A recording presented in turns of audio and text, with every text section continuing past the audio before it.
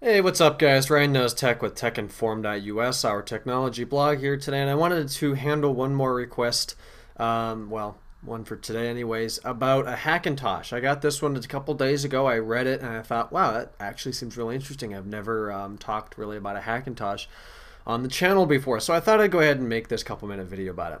So, is it worth it to buy hardware that may be better than the Apple hardware that you think will run Snow Leopard or Lion or Mac OS in general for a cheaper amount of money than actually going out and buying a Mac? Will that pay off to buy the PC, build it to run OS X, and do that? It's kind of a two-part answer. Maybe it will. All right, maybe you know what you're talking about. Maybe you got the right CPU, the right chipset. Maybe everything is right, because a Mac is a PC. It's just a better built PC that is compatible with Apple software.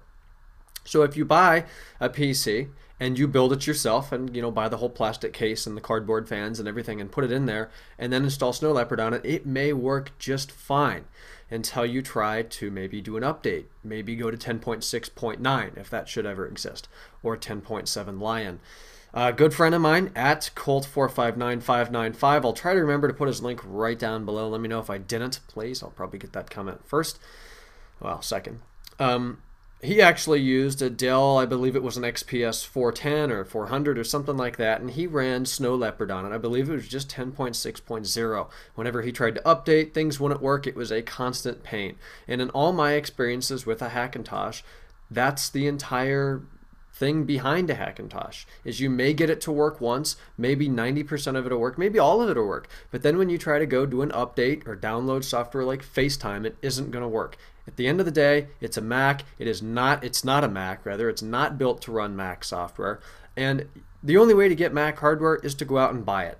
Personally, I would much rather have a late 2008 MacBook 2.0 gigahertz with 2 gigs of RAM than a custom-built PC with an i7 and 16 gigs of RAM, because that'll work great for now.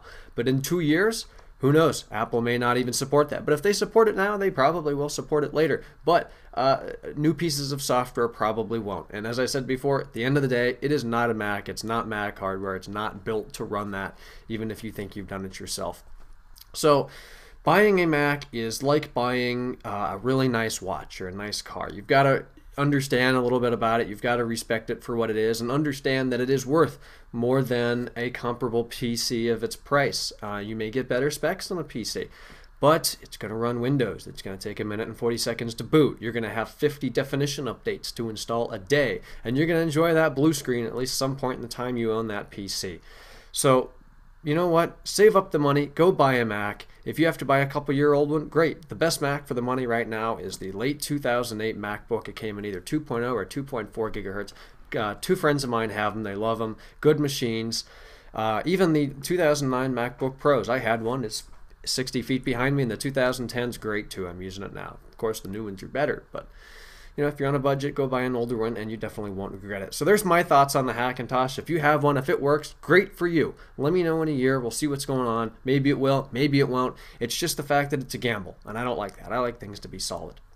So thanks for watching the video. Our website, techinform.us. My personal Twitter is twitter.com/JamesRSchultz. Hope you guys enjoyed. Like the video, leave a comment. I'll try to get back to that. A request, send an email to ryan@techinform.us with the subject line request, and I'll get back to you. Still working on those other ones, but I will get back to you. All right, thanks again, guys. Have a great rest of the week. I'll make a video tomorrow, and I'll talk to you then. Bye-bye.